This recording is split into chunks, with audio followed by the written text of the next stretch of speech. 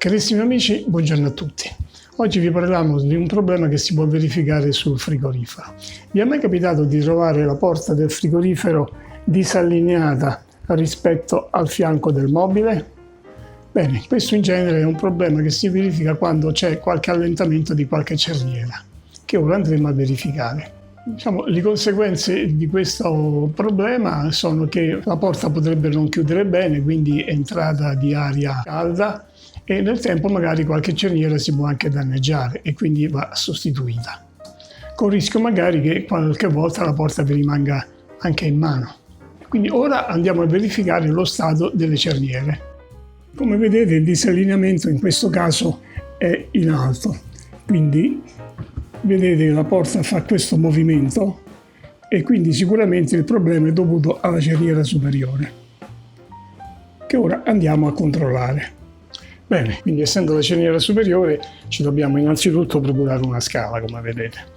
Torniamo la copertura della cerniera facendo una pressione verso l'alto e come vedete, facendo il movimento si può subito capire che queste viti si sono allentate.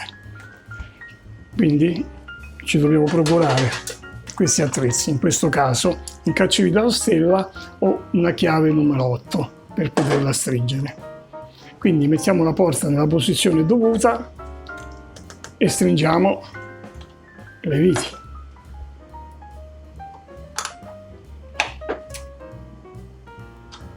Ecco, come vedete ora la porta si è allineata.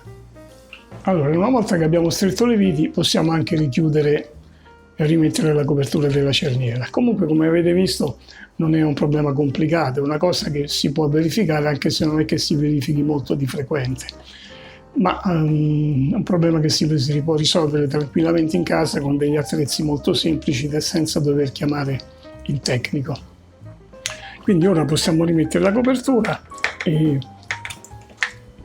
possiamo dire che questa volta abbiamo fatto questo piccolo intervento su un frigorifero dell'Ariston modello LH8FF. Allora, questo problema delle cerniere chiaramente si può presentare anche alla cerniera intermedia o alla cerniera inferiore.